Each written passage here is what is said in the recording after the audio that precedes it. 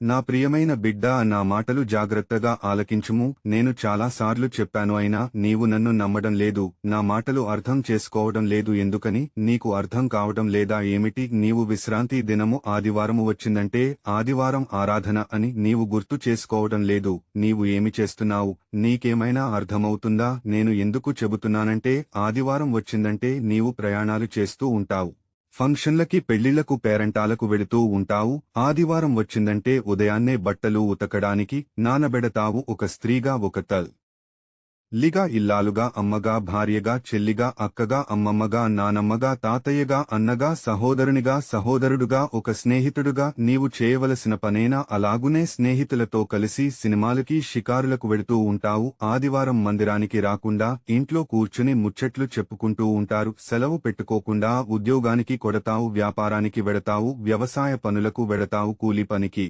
ఫ్యాక్టరీకి, తాపీ పనికి, వడ్రంగి పనికి, ఇంకా వేరే పనులకు వెళుతుంటావు. ఇది మీకు తగునా? భార్యాభర్తలుగా మీరు ఇలా చేస్తే మీ పిల్లలు ఏమి చేస్తారు? మీ పిల్లలు కూడా అదే చేస్తారు. ప్రార్థన మానేసి వాళ్లు సెల్ ఫోన్ పట్టుకుని రోజంతా గడుపుతారు. చెడు వ్యసనాలు, చెడు కార్యాలు చూస్తారు, చెడిపోతారు. ఆ తర్వాత తల్లిదండ్రులైన మిమ్ములను గౌరవించరు. మీ దగ్గర డబ్బులు అడుగుతారు, మీరు ఇవ్వకపోతే నేను చచ్చిపోతాను, రైలు కింద తలకాయ పెడతాను, నీట్లో దూకి చచ్చిపోతాను, ఉరేసుకుని చచ్చిపోతాను, విషం తాగి చచ్చిపోతాను అని బెదిరిస్తారు. మొక్కే వంగ లేనిది మ్రానే వంగున అనే సామెత చెప్పినట్లుగా మీ పిల్లలను చిన్నప్పటి నుండి మందిరమునకు తీసుకువెళ్లడం నేర్పించండి. కాబట్టి ఆదివారము రోజున మీ భార్యాభర్తలు, మీ పిల్లలు, మీ తల్లిదండ్రులు, మీ అన్నదమ్ములు, మీ అక్క చెల్లెళ్ళు, ఇంకా మీ తోబుట్టువులు అందరూ కలిసి కుటుంబ సమేతంగా ఆదివారం ఆరాధనకు మరిచిపోకుండా వెళ్లవలెను. ఇది నా ఆజ్ఞ. బైబిలు గ్రంథమును చదువు. యెషయా గ్రంథము 58వ అధ్యాయము 13వ వచనము.